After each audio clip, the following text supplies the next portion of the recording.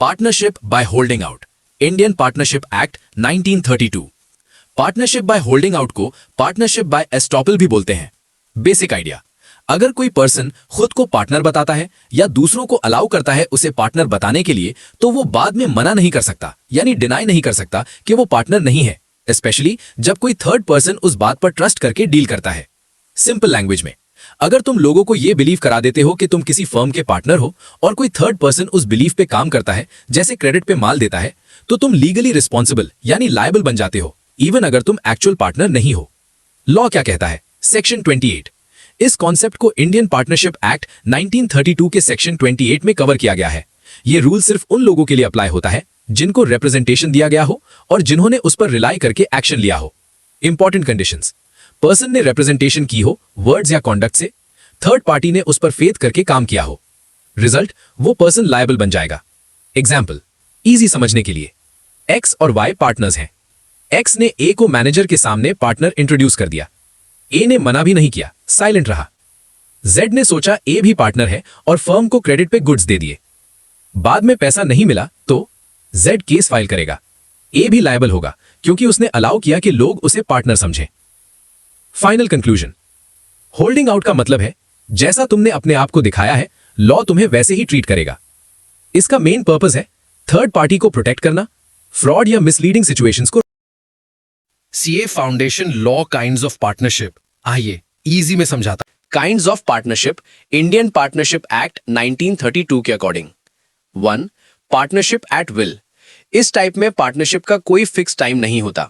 समझने का इजी तरीका, ना ड्यूरेशन फिक्स होती है, ना एंड का कोई रूल डिसाइड होता है। जब किसी पार्टनर को एग्जिट करना हो, बस नोटिस देके पार्टनरशिप खत्म कर सकता है।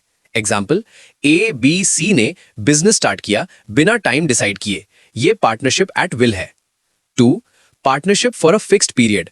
इसमें पार्टनरशिप सर्टेन टाइम के लिए होती है। सिंपल बात, ड्यूरेशन पहले से डिसाइड होता है, जैसे 2 साल 5 साल। टाइम कंप्लीट होते ही पार्टनरशिप ऑटोमेटिकली एंड। एग्जाम्पल, ए और बी ने 3 साल के लिए बिजनेस स्टार्ट किया, 3 साल बाद खत्म। 3. Particular partnership. ये पार्टनरशिप सिर्फ एक स्पेसिफिक काम या प्रोजेक्ट के लिए होती है। इजी समझ, एक ही प्रोजेक्ट या डील के लिए बनाई जाती है, काम कंप्लीट, पार्टनरशिप भी खत्म। एग्जाम्पल, ए और बी ने एक बिल्डिंग बनाने का कॉन्ट्रैक्ट लिया, building complete, partnership over. 4. General partnership.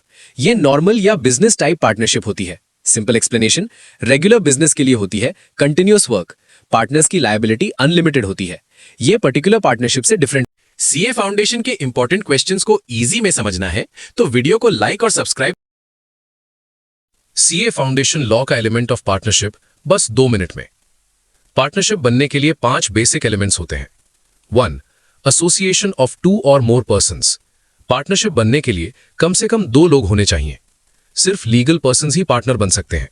Minor partner नहीं बन सकता, लेकिन कंसेंट से बेनिफिट्स ले सकता है। मैक्सिमम पार्टनर्स 50 कंपनीज एक्ट के अकॉर्डिंग। शॉर्ट याद रखने का trick, minimum 2 legal persons only.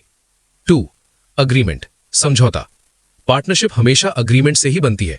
ये वॉलंटरी कॉन्ट्रैक्ट होता है। अग्रीमेंट ओरल या रिटन दोनों हो सकता है। एक्सप्रेस यानी क्लियरली या इंप्लाइड बिहेवियर से भी हो सकता है। Without agreement no partnership. Shortcut, no agreement equals no partnership. 3. Business. Partnership के लिए बिजनेस होना जरूरी है।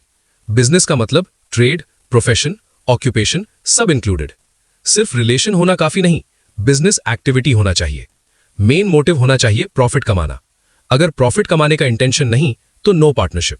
Shortcut, business plus profit motive equals partnership. 4. Agreement to share profits. Partnership में प्रॉफिट शेयर करना जरूरी है। सब पार्टनर्स को प्रॉफिट मिलना चाहिए, कोई एक ही सब ना ले। प्रॉफिट शेयर एनी रेशियो में हो सकता है अग्रीमेंट के अकॉर्डिंग। लॉस शेयर करना कंपलसरी नहीं है, बट अगर डिसाइड नहीं किया तो लॉसेस इक्वल्स प्रॉफिट रेशियो में ही शेयर होंगे। सिर्फ एक पार्टनर को प्रॉफिट मिले, no partnership. Shortcut, profit sharing is must, loss sharing optional. 5. Business carried on by all और any of them acting for all, mutual agency.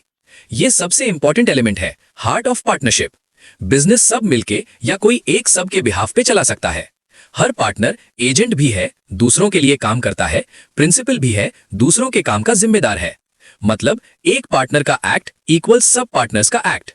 Important point, true test of partnership equals mutual agency, not just profit sharing. Mutual agency नहीं, no partnership. Shortcut, mutual agency equals real test of partnership.